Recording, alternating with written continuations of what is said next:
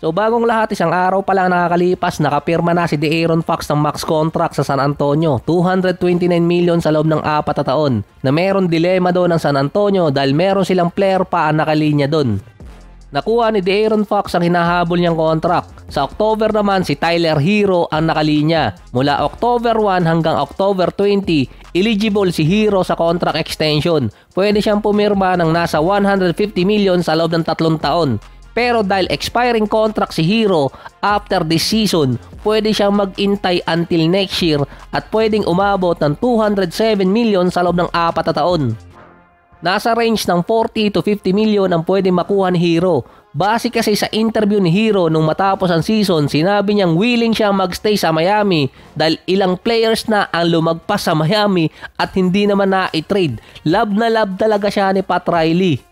Tinalo pa ni Tyler Hero si Bronny dahil nung tinanong si Pat Riley kung ma-afford ba ng Miami si Hero this October para sa panibagong contract, ang sagot ni Pat Riley doon, nakausap na niya si Hero at deserve niya ang extension. Pinuri pa ni Pat Riley yung offensive style ni Hero, kaya pala si Butler hindi mabigyan ng contract extension dahil nilalaan nila kay Hero. Yun pa ang nakikitang explanation kung bakit pinabayaan na lang ng Miami na umalis itong si Jimmy Butler. Naging all-star si Hero last season at kung nasama pa siya sa All-NBA team, mas malamang lumaki pa ang makukuha niya. Mas madali kasi ngayon makapasok sa All-NBA team dahil maraming players ang hindi nakakaabot ng 65 games. First time din sa karir ni Hero na umabot ng 77 games, last season pa yon.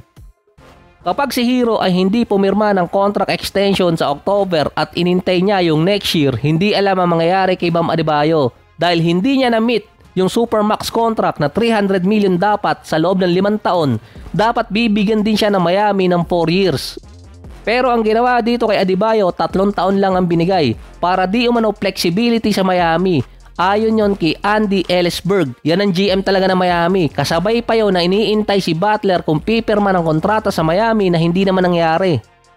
So in-exaggerate ko lang ng konti yung kay Pat Riley at kay Tyler Hero. Dahil ang reason naman kasi doon kaya nagbibuild ang Miami kay Hero, hindi dahil sa talagang pinapaboran niya si Hero dahil walang makuhang star player ang Miami galing trade or kaya sa free agency. Laging nawawala sa kanila mula kay Harden, Westbrook, Giannis, Bradley Beal, Damian Lillard at Kevin Durant. Kaya ang pinaka best option ng Miami, gumawa sila ng sarili nilang star player. Oras naman para gatasan na si Bronny dahil under fire siya ngayon sa hindi pag-attend sa contract extension celebration ni Luka. Kasama kasi doon yung ibang player ng Lakers. Si LeBron nakipag-FaceTime na kay Luka at alam na rin naman na hindi siya attend dahil sa vacation. Talagang ginagawa ng paraan na. Base kasi kay Dan Patrick, dapat andun si Bronny dahil siya ang last guy sa bench at dapat siya ang nagpakita ng support. Parang wala din doon si Austin Reeves at si Bando. Dapat sila yung andon kaysa kay Bronny dahil si Reeves ang susunod na pipirma ng kontrata. Katulad din ni Hachimura, Gabe Vincent at si Bando. Nasa dulo na nga ng bench si Bronny, pati ba naman sa dulo ng picture ilalagay pa rin doon. Grabe naman. Kasi wala rin naman kasing pakialam doon si Bronny kasi hindi naman talaga siya ang nasa main roster. Ang reason lang naman ni Dan Patrick kaya niya kinall out si Bronny dahil anak siya ni LeBron. Malamang si Bronny nasa tournament ngayon ng Call of Duty. Ang isa pa doon, nagpababa di umano si Luka ng contract dahil nasa 165 million sa loob ng 3 taon. Si Anthony Davis 186 sa loob ng 3 taon din. Mas malaki ng nasa 20 million ang kontrata ni AD kumpara kay Luka. Sinisi pa ng iba si Nico Harrison kung bakit gano'n ang nangyari kay Luka. Kahit si Anthony Davis naman nangyari din sa kanya yung dati. Ang lalaki na nga ng sahod ng iba dyan, hindi ko pakikitain sa buong buhay ko, hindi man lang binasa yung rule. Sa technicality, nagpababa si Luka ng kontrata sa bilang ng taon, hindi sa bilang ng pera makukuha niya kada taon. Pero hindi pwedeng i-compare yung kontrata na nakuha niya dito kay Anthony Davis. Kaya mas malaki yung makukuha ni Anthony Davis na contract kontra kay Luka kahit 3 taon lang yun dahil si Anthony Davis pasok na sa 35% dahil lagpas na siya ng 10 years. Si Luka pwedeng kumuha ng 4 years pero ginawa lang 3 taon para abutan agad niya yung supermax contract sa loob lamang ng 2 taon. Yung 165 million, 30% max contract, hindi siya 35% na katulad na nakuha ni Anthony Davis.